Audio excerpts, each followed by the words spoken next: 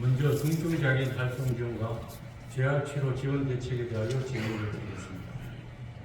우리나라에는 매년 약 2, 3만 명의 중증 신체 장애인이 새롭게 등록되고 있습니다.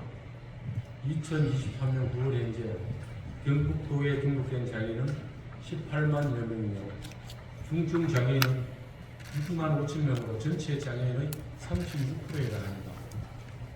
장애의 정도가 심한 중증 장애일수록 당사자는 물론 가족 전체가 큰 어려움을 겪게 되는데, 중증 장애는 손상 초기부터 6개월간 집중적인 재활을 통해 장애 정도를 최소화하는 것이 매우 중요하다고 알려져 있습니다. 그러나 재활의료기관에 입원할 수 있는 기준 질환에 대한 제한과 짧은 입원 유예 기간에 따른 병원 이동을 비롯하여 시군별 재활의료 서비스 수준에 대한 큰 편차로 장애 당사자와 그 가족의 어려움은 매우 큰 상황입니다. 보건복지부는 중증 장애인의 어려움을 조금이나마 들어주기 위해서 장애인 활동 지원사를 지원하고 있으며 더불어 교통 지원 사업도 하고 있습니다. 그러나 중증 장애인을 지원하려는 활동 지원사는 매우 부족한 상황입니다. 그 이유는 최저임금 수준의 열악한 처우와 중증 장애인의 신체 제어 능력 저하나 돌발 사고 등으로부터 신체적, 경제적, 법적 부담이 발생하는 등의 어려움이 상존하기 때문에 활동 지원사가 중증 장애인의 활동을 지원하지 않으려는 일이 계속 발생되고 있습니다. 중증 장애인을 지원하는 활동 지원사에 대하여 특별한 대책을 수립하지 않는 이상 중증 장애인에 대한 활동 지원사 기근 현상은 계속될 수밖에 없음을 쉽게 예측할 수 있습니다. 질문하겠습니다. 첫째, 중증 장애인을 지원하려는 활동 지원사의 확대를 위해서는 최저임금 수준의 급여와 열악한 근무 환경을 개선하려는 경상북도의 적극적인 의지가 필요합니다. 중증 장애인 활동을 지원하는 활동 지원사에게 활동 지원금을 추가로 지원하는 등의 육성 정책이 필요하다고 보는데요. 경북도의 대책은 무엇인지 밝혀주십시오.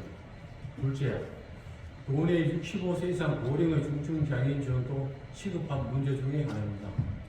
65세 이상이 되어 다른 복지 혜택을 받는다고 고령의 중증 장애인에게 장애가 없어지는 것은 아닙니다. 고령의 중증 장애인에 대한 경북도의 대책은 무엇입니까? 셋째, 중증 장애인의 재활 치료를 지원하기 위해서 중증 장애인의 신체적 특징을 고려한 재활병원 통원 체양 지원이 필요한 것으로 보이는데 도지사님의 대책을 밝혀주십시오. 다음은 경산시에 소재한 경북권역 공공재활병원의 운영 지원 대책에 대하여 질문하겠습니다. 경북권역 공공재활병원은 보건복지부가 민간 의료 시장에서 경제성 부족으로 외면받는 지역의 재활의료 서비스 사각지대 해소를 위하여 추진하는 사업입니다. 경북권역 공공재활병원은 총 486억 원을 들여 지상 4층에 병상 150개를 보유한 공공재활병원으로서 코로나19가 그치밀던 2021년 3월에 개원하여 3년째 운영 중입니다. 개원 초기에는 코로나19로 병원 운영에 고전했으나 평균 병상수를 비롯한 외래 환자도 점점 증가하고 있어 다소 희망적인 상황입니다. 그러나 코로나19로 개원 초기 정상적인 병원 운영에도 운영 적자가 96억 원으로 경산시의 재정 부담이 매우 큰 상황입니다. 병원 운영 적자는 당초 경산시가 부담하는 것으로 결정되었습니다만 보건복지부가 공공재활의료를 추진하는 사업의 취지와 병원 이용자 분포 등을 봤을 때 경산시가 단독으로 운영 적자를 부담하는 것이 과연 합당한지에 대해서 다시 생각해 볼 문제입니다. 경북권역 공공재활병원을 이용하는 환자의 분포를 보면 입원 환자의 60%가 경산 시민이 아닌 경북도민과 대구 시민입니다. 경북도 장애인복지과에서도 경북권역 공공재활병원 운영에 대하여 경북도의 정책으로 인식하고 있으며 경북권역 재활병원 측도 코로나19 당시 격리 병상을 설치하는 등 경북도의 방침에 적극적으로 협조하고 있었습니다. 또한 경기권역 재활병원 등 타 시도에서도 공공재활병원 운영 적자를 광역시도가 보완하는 방식으로 운영하고 있습니다. 질문하겠습니다. 당초에 경제성이 부족해서 공공재활병원 설립을 추진했던 보건복지부의 취지나 병원 이용 환자의 변화, 공공재활병원에 대한 경북도의 인식, 타건역 재활병원의 사례를 보더라도 공공재활병원의 운영 적자에 대한 운영비 보전은 경상북도 차원에서 부담하는 것이 합당하다고 보는데 이철우 도지사님은 대책은 무엇입니까? 다음은 경북 남부권의 중심이며 인구 28만 명이 거주하는 경산시의 교통망 개편을 위하여 경산시 남북을 잇는 남천 남산간 국도대책의회도를 조속히 추진하기 위한 경북도의 대책에 대하여 질문을 하겠습니다. 경산시는 경산 지식산업단지와 5개 일반 산업단지에 4,400여 개의 기업과 3만 5천 명에 이르는 근로자와 10개 대학의 10만여 명의 학생이 매일 출퇴근과 통학을 하고 있어 원활한 교통 흐름과 대중교통망 확충을 위해서 경산의 남북을 연결하는 종축도로의 건설이 시급한 상황입니다. 현재 경산의 병축도로망은 안심 하양 구간의 국도 4호선, 취지 질량 구간의 지방도 919호선, 대구 월드컵 경기장과 용성 구간의 도시계획도로 등으로 잘 구성되어 있고 도시철도 1, 2호선 등 대중교통망도 잘 갖추어져 있습니다. 이와 반대로 종축도로망은 아직 부족한 점이 많아 시민의 불편이 계속되고 있습니다. 이러한 문제를 인식한 경산시는 지난 2018년부터 종축도로망을 구성하며 추진해 왔으며 2029년까지 지식산업단지 진입도로, 남산하회간 국도대책의회도로, 청통화천IC 연결도로를 완료할 예정에 있습니다. 우선 화천과 하양을 연결하는 경산 지식산업단지 진입도로 구간은 2024년 12월 준공 예정이며 남산 하양간 구간은 2029년 12월 준공 예정입니다. 종축도로를 대구 포항간 고속도로와 연결하는 청통화천IC 연결 구간은 2027년까지 추진할 예정에 있습니다만 종축도로의 완성이라 하기에는 부족한 부분이 있습니다. 종축도로를 대구 부산 고속도로와 연결할 수 있는 남천 남산 구간 개설과 남천 하이패스 IC가 함께 설치되어야만 비로소 경산시의 모든 교통망이 유기적으로 연결되어 총 27.7km 구간의 종축도로가 온전히 재기능을 할 수 있을 것으로 기대됩니다.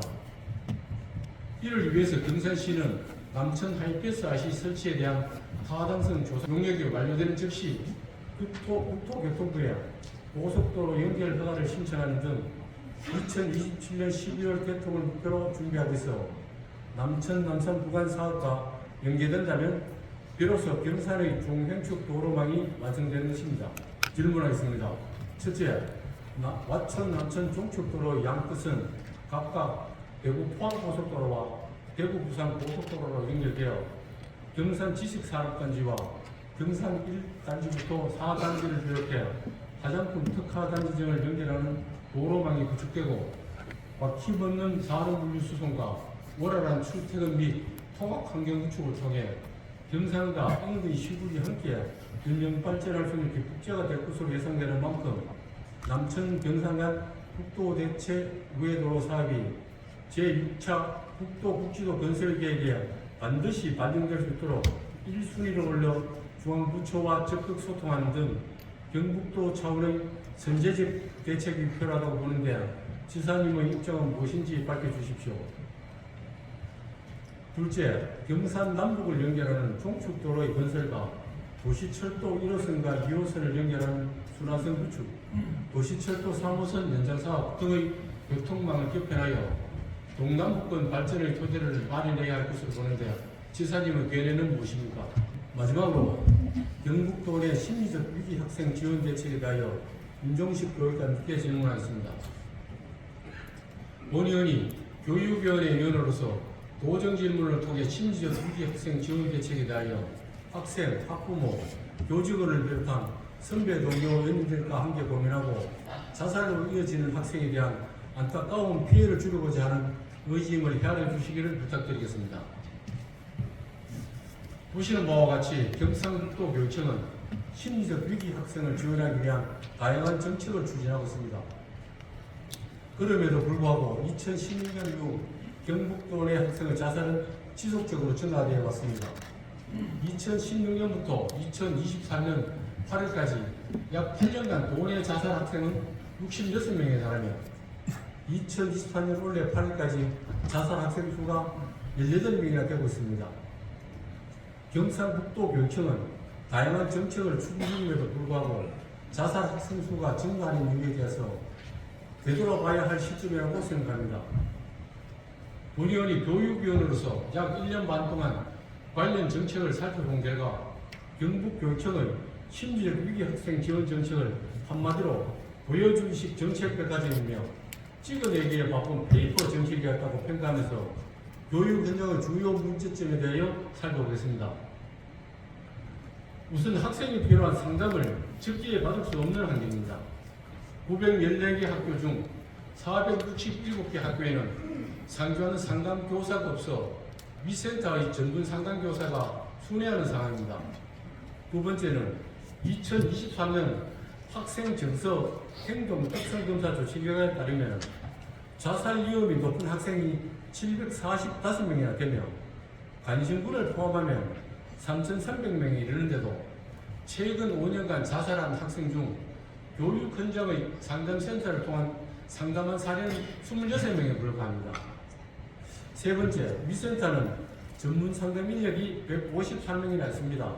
실상은 저경력자로 주로 배치되며 전문 상담 교사가 없는 467개 학교의 순회 업무와 20여 개의 각종 위원회에 차출되고 위센터 업무도 병행하다 보니 온전히 상담에만 집중하기 어려운 상황입니다. 네 번째, 학생 정신건강 위기 지원단은 더 심각합니다. 정신건강 위기 현장 지원단 연수 명목으로 고작 6시간 이수한 38명의 교장, 교관과 위센터 상담 업무를 겸하는 22명의 상담교사로 구성되어 있어 실제 상담 현장에서는 실효성이 없다는 평가를 받고 있습니다. 다섯 번째, 생명사랑위기센터는 경북에 2곳밖에 없으며 고위기 학생 수 대비 상담 실적도 매우 낮은 편입니다. 실제 학생 및 학부모 등은 학교 현장에는 센터가 어디에 있는지도 모르는 경우가 많습니다. 더불어 김진엽 도의원님이 도정지리에 대한 답변으로 청소년 자살 예방인식도 검사 에셋 또한 914개 학교 중 겨우 1개 학교에서 실시했을 뿐입니다. 여섯 번째, 바로 지원 365 신성대우팀은 교육감의 공약 사항으로 도교육청과 교육지원청의 지원단을 구성했지만 실상을 들여다보면 별도의 조직이 아니라 교육청 학생생활과 인력을 재배치한 수준으로 기존의 교육청 업무를 병행하면서 어떻게 신속 대응을 하겠다는 것인지 보여주기식 대책에 지나지 않습니다. 일곱 번째, 경상북도 교육청은 고위기 학생 지원에 대한 정책 또한 다른 시도에 비해서 매우 소극적인 상황입니다. 17개 시도 중 14개의 시도에서 3차 기관으로 운영하고 있는 위스쿨, 가정형 위센터, 병원형 위센터 등 고위기 학생이 학업과 치료를 병행할 수 있도록 대책이 없어 학생과 학부모, 교사 모두 어려움에 처해 있습니다. 질문하겠습니다. 첫째, 심지역 위기 학생에 대한 정책이 유기적으로 작동하지 못하는 이유는 총괄적으로 관리하는 컨트롤타워의 부재에 가까운 무능이 문제라고 봅니다. 문제 해결을 위해서는 현재 학생생활과의 보건 전문 장학관과 더불어 상담 전문 장학관을 배치하여 심지적 위기 학생 지원에 대한 총괄적인 대책을 유기적으로 수립하고 조율을 하기 위한 총괄 전문 조직이 필요하다고 보는데 교육감님의 견해는 무엇입니까? 둘째, 전국 시도 교육청 중 14개 교육청에서 위스쿨과 가정형 위센터, 병원형 위센터를 운영하고 있습니다. 경북도에도 고위기 학생들이 학업을 변경하면서 상담과 치료를 받을 수 있는 위스쿨과 고위기 학생이 병원 학교 입원을 통해 전문 의사의 진료를 받으면서 최소한의 학습 시간을 이수하고 제때 졸업할 수 있도록 대책이 필요하다고 보는데 교육감님의 견해는 무엇입니까? 셋째, 100명 이하 학교에 상담교사 배치 대책과 1000명 이상인 학교에 상담교사 2명 이상 배치에 대한 검토할 필요성이 있다고 보는데 교육감님의 견해는 무엇입니까? 존경하는 이철우 도지사님, 오늘 본위원이 드린 도정 질문에 대한 대책을 다시 한번 촉구드리며 윤종식 교육감님께서도 학생이 안전적인 상황에서 학업에 열중할 수 있도록 도정 질문을 교육정책에 반드시 반영해 주시기를 바랍니다. 이상 본위원의 도정 질문을 모두 마치겠습니다. 끝까지 경청해 주셔서 감사합니다.